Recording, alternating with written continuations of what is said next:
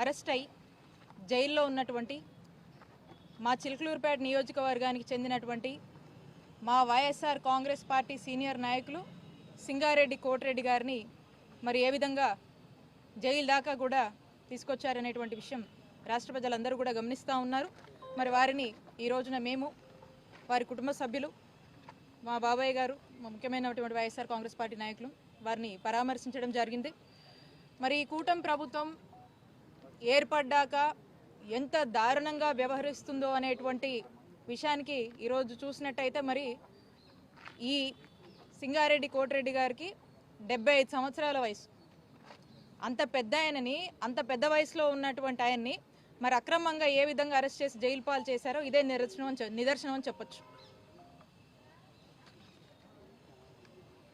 ఆ గ్రామంలోకి, ఆ గ్రామ సచివాలయంలోకి ఎంపీడీఓ గారు వస్తే తనకున్నటువంటి గ్రీవెన్సెస్, ఈ సింగారెడ్డి కోటిరెడ్డి గారు అనే వ్యక్తి తనకున్నటువంటి గ్రీవెన్సెస్, తన బాధలేవో చెప్పుకోవడానికి ఆ గ్రామ సచివాలయానికి వెళ్ళి ఆ సచివాలయంలో తనతో మాట్లాడితే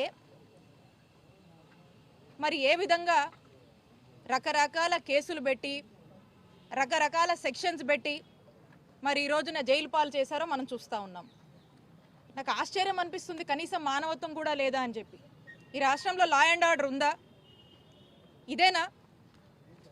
కేవలము ఒక అధికారికి సమస్యలు చెప్పడానికి వెళ్తే వైఎస్ఆర్ కాంగ్రెస్ పార్టీ నాయకుడు ఏం సెక్షన్లు పెడతారండి మీరు?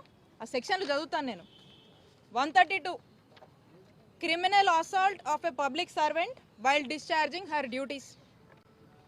79 section 79 insulting the modesty of women.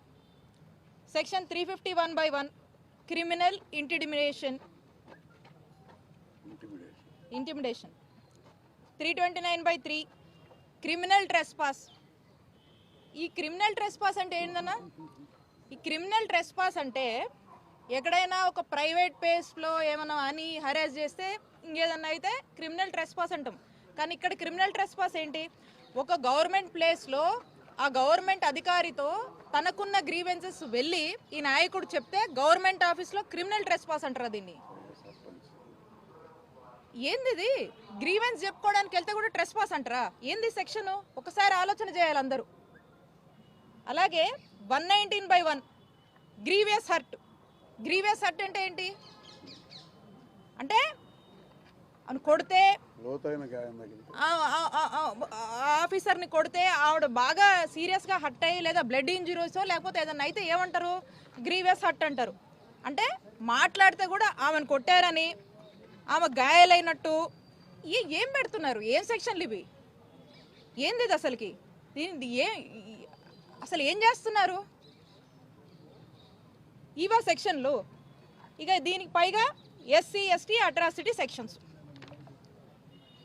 అంటే ఒక ఆఫీసర్కి తన బాధ చెప్పుకోవడానికి ఒక 75 సంవత్సరాల వయసులో ఉన్నటువంటి పెద్ద మనిషి, వైఎస్ఆర్ కాంగ్రెస్ పార్టీకి సంబంధించినటువంటి ఒక నాయకుడు వెళ్ళి తన బాధని చెప్తే ఇవాంటి సెక్షన్లు, ఇన్ని సెక్షన్లు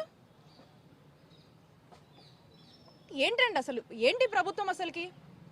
అంటే ప్రభుత్వ ఆఫీసర్లకు మనం ఏమీ చెప్పుకునేటువంటి స్వేచ్ఛ ఈరోజు కామన్ మ్యాన్కి లేదా? అంటే వైఎస్ఆర్ కాంగ్రెస్ పార్టీ వాళ్ళు నోరెత్తి వాళ్ళకున్న ఏ సమస్యని, ఏ బాధని ఏ ఆఫీసర్కి కూడా చెప్పుకునేటువంటి స్వేచ్ఛ మాకు లేదా? పెడితే ఈ సెక్షన్లో పెట్టేవి. ఒకసారి ఆత్మవిమర్శ చేసుకోవాలి. ఒకసారి వాళ్ళ యొక్క మనస్సాక్షిని వాళ్ళే ప్రశ్నించుకోవాలి. నేను అర్థం చేసుకోగలుగుతున్నా, కానీ ఇంత దారుణమా? అంటే ఎక్కడి నుంచో ఒక రాజకీయ నాయకుడు ఫోన్ చేసి ఇలాంటి ఈ సింగారెడ్డి కోటిరెడ్డి నా టార్గెట్, డజన్ కేసులు పెట్టుకుంటారో, డజన్ కేసులు పెట్టుకుంటారో, ఏం సెక్షన్లు పెట్టుకుంటారో పెట్టుకోండి, తీసుకొచ్చి లోపలేయండి అని ఒక ఇన్స్ట్రక్షన్ ఇస్తే ఆ ప్రెజర్కి పోలీసులు ఈ విధంగా, అధికారులు ఈ విధంగా సెక్షన్లు పెట్టి జైలుకి ఇరుస్తారండి? ఇదెక్కడ న్యాయం? ఇదెక్కడ సంస్కృతి? ఇంత చెడు సంస్కారానికి, ఇంత చెడు కల్చర్ని మీరు ఎందుకు ఎంకరేజ్ చేస్తున్నారో నాకు అర్థం కావట్లేదు. ఇళ్లకాలం ఇదే ప్రభుత్వం కాదు. నేను హెచ్చరిస్తున్నాను ప్రతి ఒక్క ఆఫీసర్లని, ఎల్లకాలం ఇదే ప్రభుత్వం కాదు.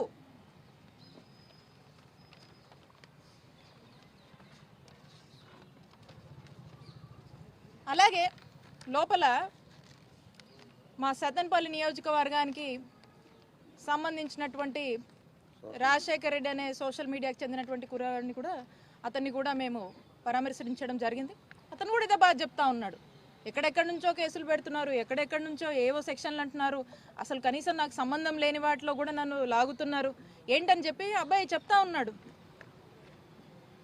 ఏమవుతుందండి అసలు ఈరోజు ప్రశ్నించే గొంతే ఉండొద్దు, ఈ ప్రశ్నించే గొంతులో గొంతు నొక్కేయాలి. వైఎస్ఆర్ కాంగ్రెస్ పార్టీలోని సోషల్ మీడియా చాలా యాక్టివ్గా ఉంటుంది. ఈ ప్రభుత్వము ఏవైతే మోసపు హామీలు ఇచ్చి సూపర్ 6 అని అవ్వని ఇవని చెప్పి మరి ఏ విధంగా అధికారంలోకి వచ్చారో, వాళ్ళు అధికారంలోకి వచ్చిన దగ్గర నుంచి కూడా వాళ్ళు మాట్లాడినటువంటి మాటలు, వాళ్ళు చెప్పినటువంటి మేనిఫెస్టో, వాళ్ళు చెప్పినటువంటి సూపర్ 6ల మీద ఏమాత్రం కూడా దృష్టి పెట్టలేదు. పైగా వాళ్ళు పెద్దగా చేసేటువంటి నమ్మకం కూడా ప్రజలకు కలగట్లేదు. ప్రజలకు కూడా ఒక ఆలోచనకు వచ్చారు, ఇవన్నీ కూడా ఈ అయ్యేవి కాదు, అనవసరంగా మోసపోయామనేటువంటి ఆలోచన ఆల్రెడీ ప్రజలకు వచ్చేసింది. ఏంటా అని ప్రశ్నిస్తే ఈ సోషల్ మీడియా వాళ్ళందరినీ కూడా ఈ విధంగా ఇబ్బందులు పెట్టి, ఈ విధమైనటువంటి హరాస్మెంట్ గురి చేసి, ఈ విధంగా జైలు పాలు చేసి మానసికంగా వాళ్ళని దెబ్బతీయడం, వాళ్ళ కుటుంబ సభ్యులు దెబ్బతీయడం. కానీ ఒకటే చెప్తా ఉన్నాను, ఇవన్నీ కూడా ప్రజలు గమనిస్తూ ఉన్నారు. మీరు ఒక కొత్త సాంప్రదాయాన్ని, ఒక చెడు సాంప్రదాయాన్ని ఏదైతే ఒక దానికి దారితీస్తూ ఉన్నారో ఇది కూడా కరెక్ట్ కాదు. ప్రజలు అన్నీ గమనిస్తున్నారు. కానీ ఎవ్వరూ కూడా మీరేదో పెట్టారని భయపడి అధైర్యపడి ఏదో అని మీరు అనుకుంటే మాత్రం తప్పే. ఎవ్వరూ కూడా భయపడే పరిస్థితిలో లేరు. ధైర్యంగా ఎదుర్కొంటాం.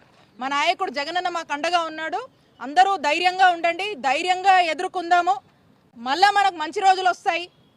ఈ అన్నీ కూడా భయపడే రకాలం కాదు. మేము ఇంకా ధైర్యంగా నిలబడతాం, ఇంకా కలిసికట్టుగా పోరాడతామని తెలియజేసుకుంటున్నాను.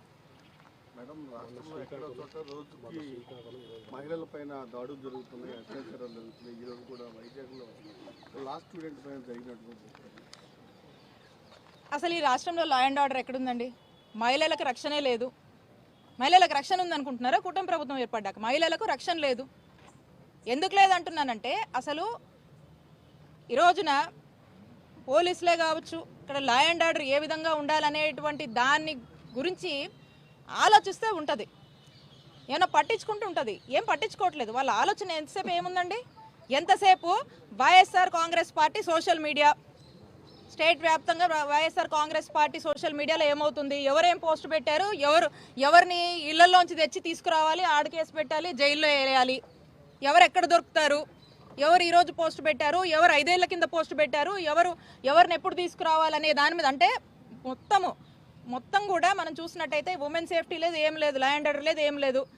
YSR Congress party social media చుట్టూ తిరుగుతుంది. కాబట్టి దీని మీద ఉన్న ఇంట్రెస్ట్ దీని మీద లేదు.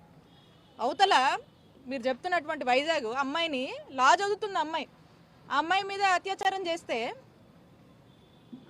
ఏం పట్టించుకుంటున్నారండి?